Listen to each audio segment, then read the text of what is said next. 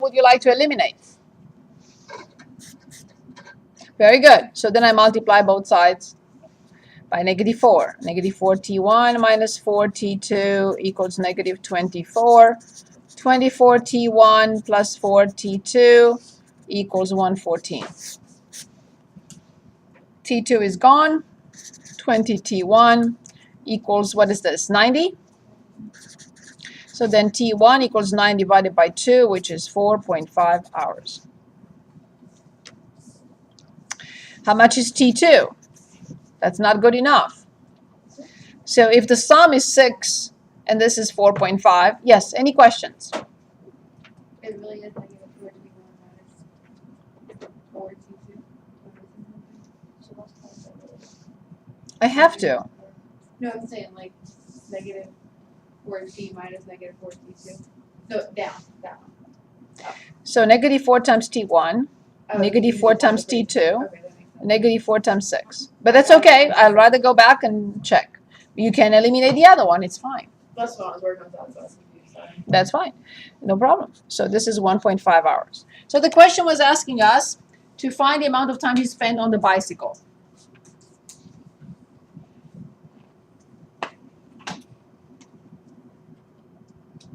Now we think that the solution is 4.5, comma 1.5. Right? Okay? So let's check. We have to check.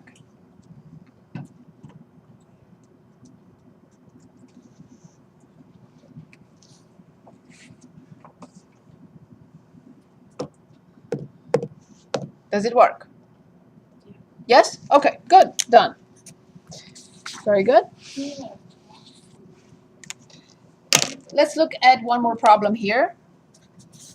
Another mixture problem, problem 46 on page 295. Be careful with this section because we did not do section 4.4, so you cannot solve systems of 3 linear equations in 3 variables. Okay? So be careful with that. So a 10% acid solution, 10% acid solution is to be mixed. You know how this works. Mixture. I have to have containers with an acid solution, with a 50% acid solution to get 120 ounces of a 20% acid solution. How many ounces of 10% and how many ounces of 50% solution should be mixed? Again, like before, I have 3 containers. In the first container, I have an unknown number of ounces, concentration 10%. In the second container, I have no idea, an unknown number of ounces of 50% solution. In the third container, which is empty, I'm taking these 2, I'm emptying them out in the third container, I mix it, and I have 20%, 120 ounces. So what am I missing, and what do I need to find? Number of ounces in the first container, which is concentration 10%, and number of ounces in the second container. Good. Now remember, I cannot say number of ounces plus number of ounces equals percent or concentration. Yes? Exactly. That's the first equation. Absolutely. Good? Yes, but I cannot write 10%. I have to write 0.10. We cannot use percent in an equation like that. So 0.10 what? Good. Plus. Very good. Equals. Be very careful now.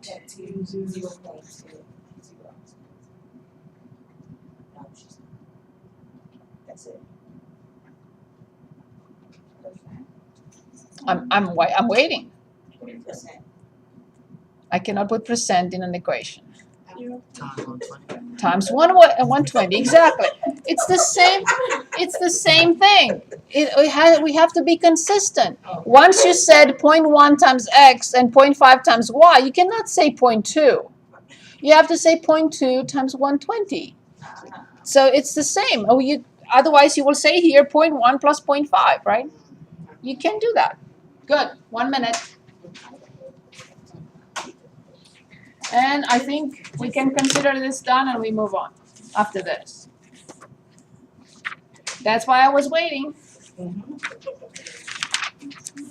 Does it make sense? We just had a similar problem a few minutes ago.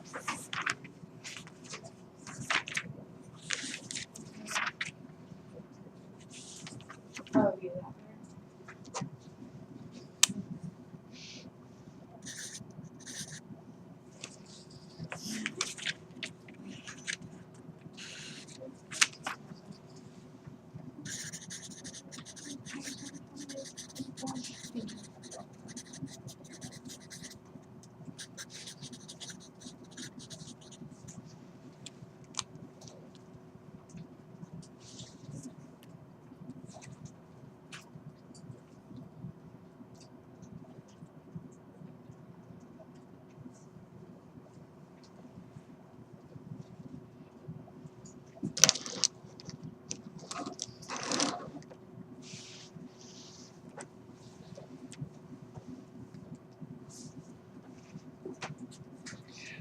I think we got the idea about these systems. Would you say yes? Good. However, it still needs a lot of practice.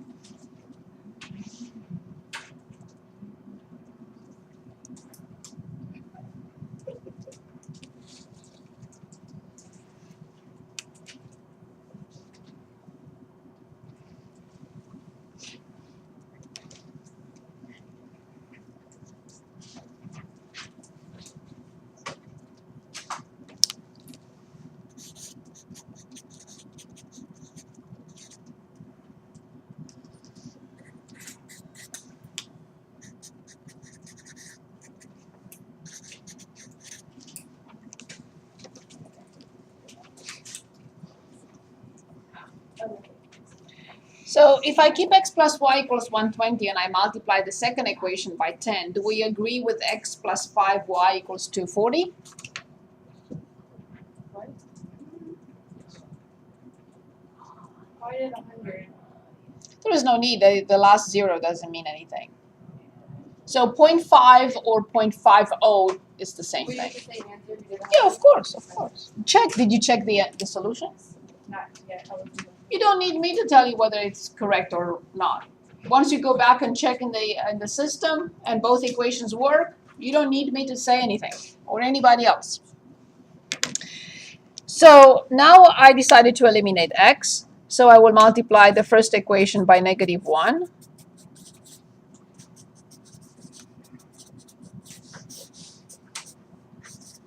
And then I have 4y equals 120. So then y equals 30. If y is 30, then x must be 90. So it appears that I have 90 comma 30, but I have to go back and check in the original system.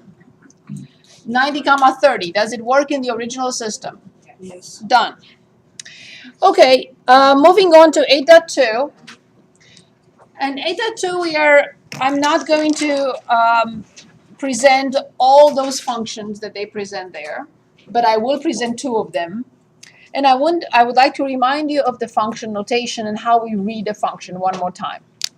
So for example, if I have a function that is 3x cubed minus 2x squared plus 10, this is a pattern which tells me that f of anything you want means 3 multiplied by that anything cubed minus 2 multiplied by that anything squared and plus 10. So this is what the function notation tells us. It says x is the independent variable, y is the name of the function, or f. F is the name of this function, and the variable is x. The independent variable is x. Okay. So if I'm asked to evaluate this function, let's say for 0, all I have to do is this. If I'm asked to evaluate for -3, all I have to do is this. And so on and so forth. Is the function of notation clear?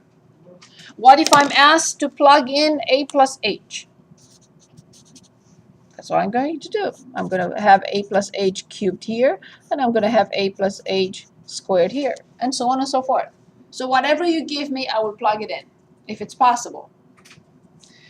Because if you remember, we looked at some domain of functions, and let me refresh our memory on one function that I do not call friendly. For example, let's say f of x equal x minus 1 over 3x minus 2. This is not a friendly function, as I like to call friendly. If you say to me, well, what does the pattern tell us? This is what the pattern says. This is what the function is telling us to do. To any input you want, I will have to do the input minus 1 over 3 times the input minus 2. So I could ask you find f of 0, and you will say 0 minus 1 over 0 minus 2 is 1/2. But if I ask you to determine f of 2/3, you will not be able to.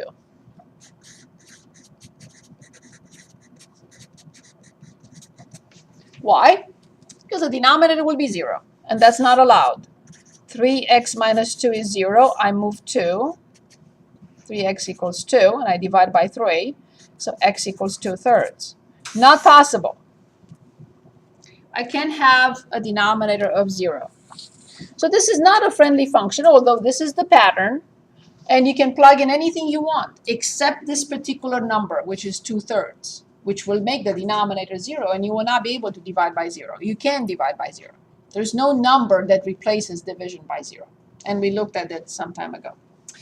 Good. So what I would like to look at, the list of functions that we know so far.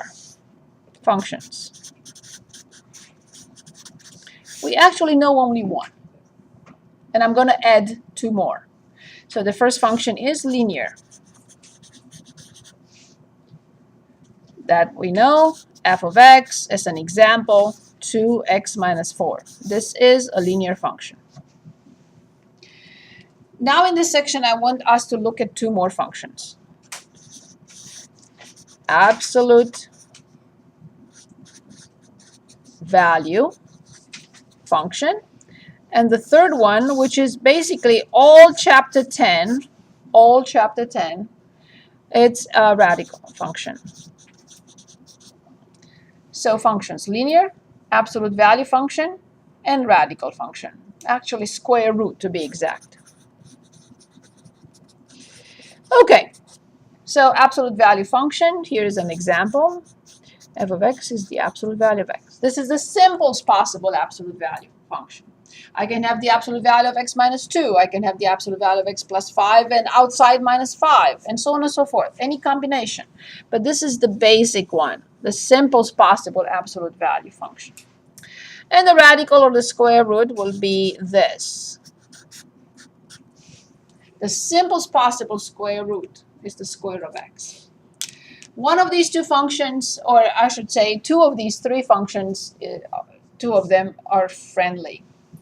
These 2. This one is not. In the sense that this one is not. Because I can plug in x anything I want. It's the same thing here. I will not be able to plug in anything I want in x.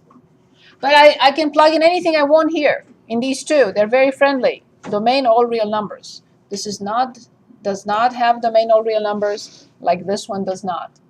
This has domain everything except 2/3. This one all real numbers, this one all real numbers, this one not. So let's start with this and then this. We know how to graph a linear function. We find the x-intercept and the y-intercept. We plug in 0 for x, find y. We plug in y, 0 for y, and we find x. We already did that. Okay, so let's analyze the absolute value function. Okay, so f of x, the absolute value of x.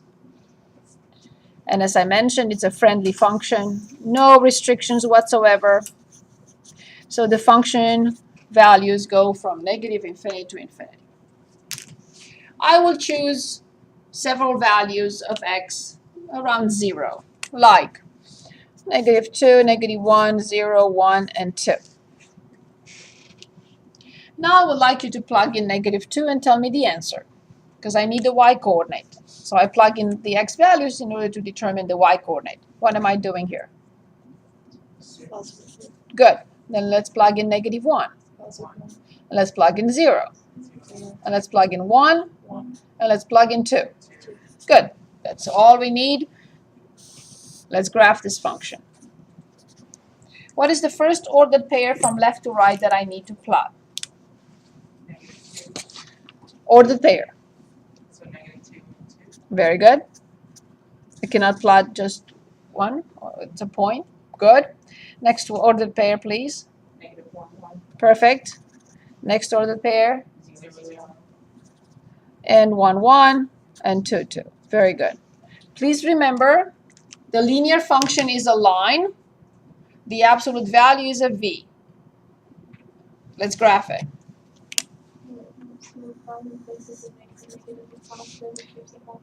Perfect. Yes.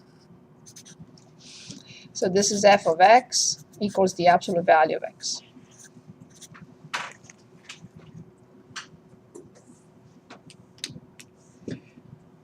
With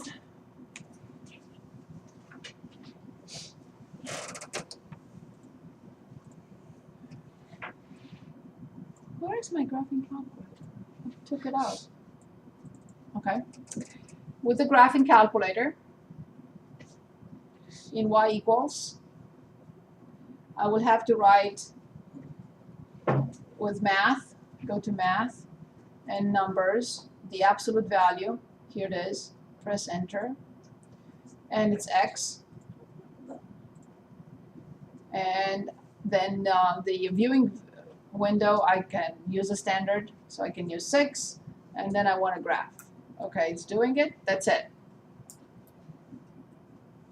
This is the simplest possible absolute value function. Now here's a question for you. What if I want to graph this function now? What do you think is going to happen? F of x, the absolute value of x minus 2. Before you say anything, allow me to give you an idea.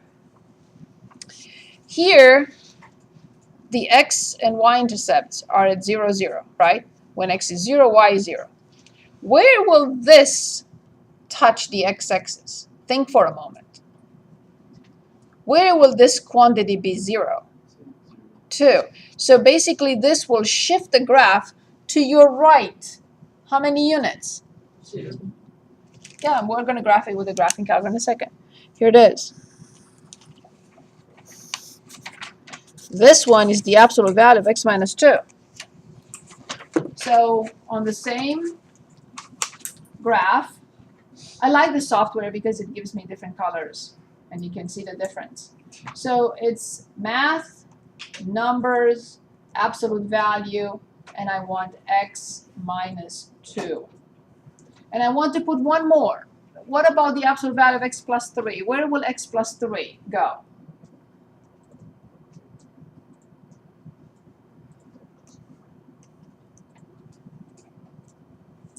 Where will x plus 3 go? This is exactly to the left 3. So are you ready? So I will see the blue graph, I will see the red graph, and I will see, I think this is black. Good. Ready? Here it comes. The red, which is x minus 2 to the right. And here it is at x plus 3 to the left. Okay, just something to keep in mind. Okay. Let's also look at the other one, which is the square root function. So f of x equals the square root of x. As I mentioned before, this is not a friendly function. And we will learn details about this function in chapter 10, the entire chapter 10, and I have a handout for you for chapter 10. So the square root from a positive number or 0 is possible only. The square root from a negative number does not equal a real number. So it is not real. So this is not possible. This function will not exist if x is negative. So it means that the quantity x under the square root has to be greater than or equal to 0, positive or 0. Therefore, the domain of this function is 0 to infinity. This is my starting point. Every time I graph a function, I have to find its domain first. Okay, so let's see what happens next. So here's x. The domain, careful, 0 to infinity. That's all I can plug in. And now please give me some numbers that I can take the square root of x easily. Because if you say 2, and the square root of 2 is 1.4, I don't really want to plot 1.41. Yes. So first of all, 0, then 1, then 4, and give me one more. Excellent. 9. Thank you. So please plug in 0 and tell me what you get. Perfect. Please plug in 1 and tell me what you get. Plug in 4 and tell me what you get. Plug in 9. That's it. This is the simplest possible square root function. Okay, so please from left to right, give me the ordered pairs that I need to plot. 0, 0, Excellent. 1, 1, Very good. 4, 2.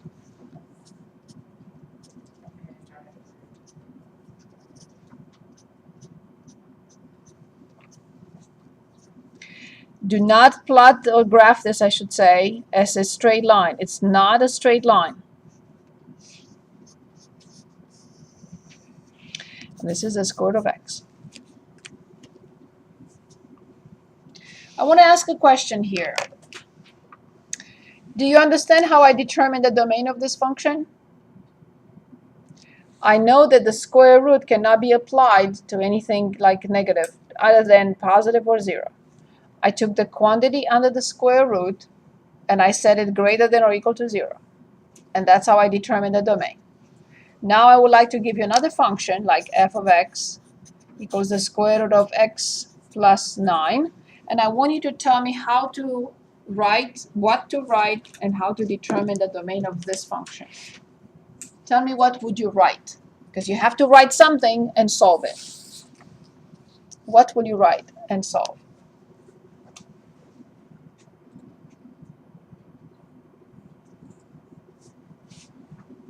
Okay, let me show you this again, and you'll tell me what to write, please.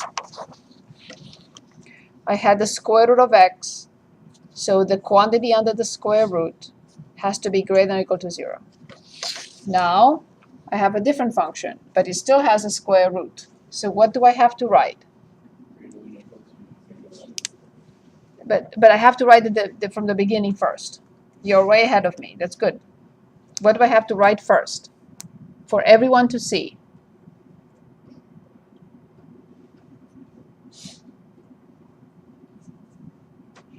Just give it a shot. Okay, by comparison, let's compare. Here I have a quantity under the square root. This specific quantity has to be greater than or equal to 0. By comparison, what will you write for this function? Now don't solve it yet. I want everyone to see it. Not solved yet. The initial one. Exactly. Do you see that by comparison? Do you understand? Does everyone understand this? The quantity under the square root, whatever it is, must be greater than or equal to 0. In this case, the quantity under the square root is x plus 9. Therefore, x plus 9 must be greater than or equal to 0. And now please solve it and tell me what to write. X greater than or equal to negative 9. So therefore, the domain of this function will be -9. Good. So all you have to do with this function, you will shift it to which side and how many units? You will shift it left. How many units? Of course, because the domain is -9 to infinity. So you will shift all this graph 9 units to the left, and the graph will do this. Okay? That's all I had to say in 8.2. So now I would like to continue with 8.3. 8.3 deals with piecewise defined functions. Very important type of function. So 8.3. So now we know we can put them in a little chart or a little table. We know 3 functions, how they look like. What are those functions? Can anyone remind us which functions? Linear, Absolute value and square root. Very good, excellent. So now we are going to look at piecewise defined functions. Let's talk about this for a second, and then we'll look at an example. An example of a piecewise defined function would be something like this. Let's suppose I have a phone plan that says this. If I talk for 500 minutes per month, I pay $30. If I talk for 1,000 minutes, I pay $40. This is a piecewise defined function. It's a function defined in two different pieces. If I do this, I have to use that function. If I do this, I have to use a different function. So what I would like you to understand is that you cannot combine the branches. So if the function has 2 branches or 3 or 4 or 5, whatever, as many as possible, even infinite, there are piecewise defined functions with infinitely many branches.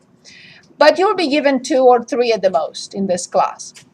When you graph something like this, they cannot overlap. For this portion of x, you have a graph that ends here, doesn't go anywhere else. For this portion of the x value, you have another graph, and it ends here. It cannot extend left or right. And then if it's a third branch, for this x value, you have another graph that cannot extend this way. So please keep that in mind, because I keep seeing on tests and final exam and quizzes and something like this. Or, something like this and then crossed by something else. No. Okay? So let's choose an example on page 535. I'm going to start with 11 on page 535. So we have h of x equals 5x minus 5 if x is less than 2, and negative x plus 3 if x is greater than or equal to 2. This is a piecewise defined function. How many pieces does it have? 2 branches or 2 pieces? Yes. The question here is, first of all, we will be asked to graph it. And then I can also be asked to evaluate for different values. Maybe I should do that first. What if I ask you find h of -1, and then I'm going to ask you find h of 10? For finding h of -1, which branch will you use? You cannot use both. You have to use the specific one where -1 is. Will you evaluate the top branch or the bottom branch? Of course, because we have -1, which is a number less than 2, and you are forced to use this, and you cannot use the other one. So what is the answer then?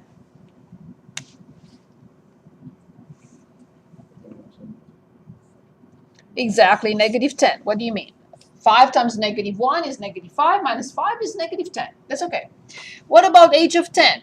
And you have to use the specific branch, and you cannot use the other. Is it the top branch or the bottom branch? Right, so -10 plus 3 is -7. Now what if I ask you h of 2? Again, you cannot choose two branches. You have to choose and evaluate the specific one where 2 is, top or bottom. Bottom. Right. So negative 2 plus 3 is 1. Is this okay, everyone? Are we okay? Finally, we want to graph this function. Okay, that's slightly more difficult. So first of all, I want to identify these two in interval notation, or change them into interval notation. What am I doing first? If you ask me graph a function, what is the first thing that comes to my mind? The first step that I have to perform without which I cannot proceed? Excellent. That's what I just said a few minutes ago. Right here. I cannot proceed before I find the domain because I don't know what to do, what to put in the chart. That's the key step. Every time you ask me to graph a function, first I will look at the function and say, okay, it's a linear function, domain all real numbers. It's absolute value, domain all real numbers. It's rational, the denominator cannot be 0. It's square root, the quantity cannot be negative. So inside the radical, I have to have greater than or equal to 0. That's my first thought. Okay, so therefore, I'm looking at the first branch, and I want you to tell me, if you were to change that into an interval notation, what would you say? Instead of this, what will you write? Excellent, comma, with this is a key. Indeed. Keep this in mind. Keep this in mind. Very good. Excellent. Now, if you needed to, let's say for whatever reason you want to replace that by a interval notation, what would you write? Bracket 2. Very good. Excellent. Very good. I know it's late, but everybody's awake. I'm happy. Good. So, now I'm looking at these two, and I can identify the domain of f. F is the whole thing, not just this piece or this piece. It's the whole thing. So what will you say? Not f, I'm sorry, h. What is the domain of h? Negative infinity to? Positive infinity. Excellent. Everything. Negative infinity to 2, I have 2, and I have everything between 2 and infinity. So what will you say again about the domain of h? Indeed. Perfect. I know where to start. Good. Then the next step is I will start my chart. I can choose any x values I want. However, there is one that even if I don't want to, it has to be there. There is one particular one that is a key x value for this function. Everything is important, any x value, but there is one that must be in the chart even if I don't like it. 2. Exactly. So I will have to put 0 in the chart, and 2 is a key. Now be careful let me show you what I'm going to write under 2. I see to the left a parenthesis. I see to the right a bracket. And they will have to touch right under 2. Parenthesis to the left and bracket to the right. Bear with me. I'll explain in a minute why. Parenthesis, that's why I wrote these two. Parenthesis to the left and bracket to the right. Okay. Now I'm going to ask you, which function will you use for these x values? You can only say one, and you have to choose the correct one. Which function between negative infinity and 2? Which one? The top bracket. The top function, which is 5x minus 5. Very good. Which function will you use for x values between 2 and infinity? And you have to choose the correct one. Bottom. The bottom one, which is negative x plus 3. Perfect. You can say, why did you write them here? You already have them under your nose right here. True, but I want to see them here on my chart so I don't make a mistake. Perfect. So now on the left-hand side, I will plug in some numbers since I know which type of functions are these. What type of functions? We only know 3 functions.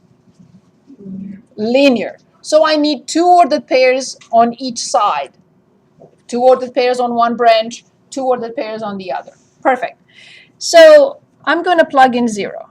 And you will tell me what you get under 0, which is the y value of the function when x is 0.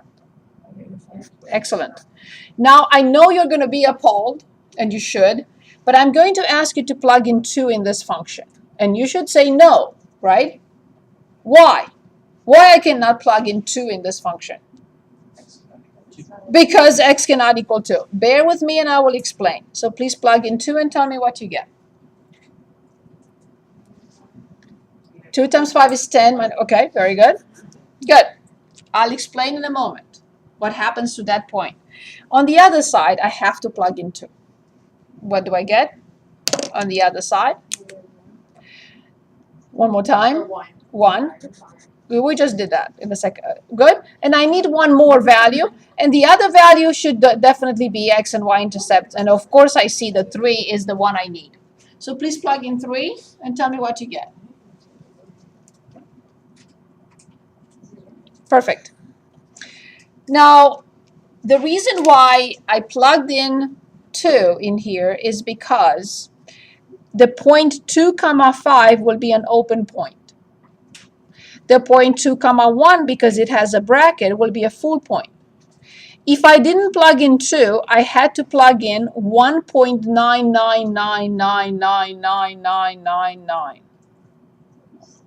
Instead, I plug in 2 and I leave it as an open point. That's the trick with these functions. So now we're ready to graph. Please give me from left to right the first ordered pair. Excellent.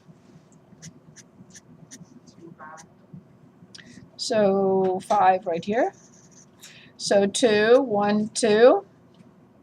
Yeah, I should have used also 1 because it's a, we get 0. Good.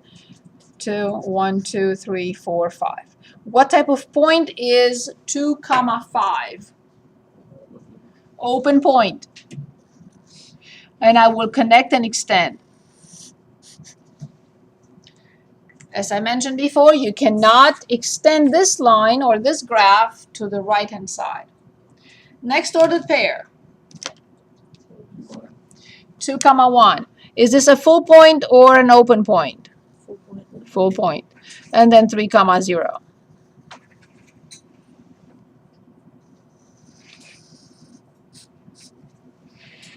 And this is our piecewise defined function.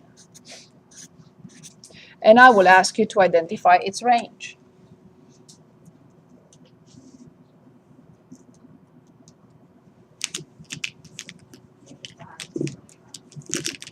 Range. The range is read on the y-axis from the lowest y value till the largest y value. So it'd be negative infinity, Yes? Comma? 5 parentheses. Excellent. Very good. Negative infinity 5. This is how we graph a piecewise defined function. So look carefully one more time. As you see, the orange, that's why I graphed it in 2 different colors. The orange does not go to the right. And the right-hand side, my graph is not perfect. Forgive me, please. Okay? So as you see, the other branch stops here, cannot be extended to the other side. These two, if you graph them as overlapping, you're not graphing a function. This is a function by the vertical line test. This is a function. If you graph something like this, you're not graphing a function. So be very careful. The 2 branches do not overlap. Okay, I see everybody's packed already.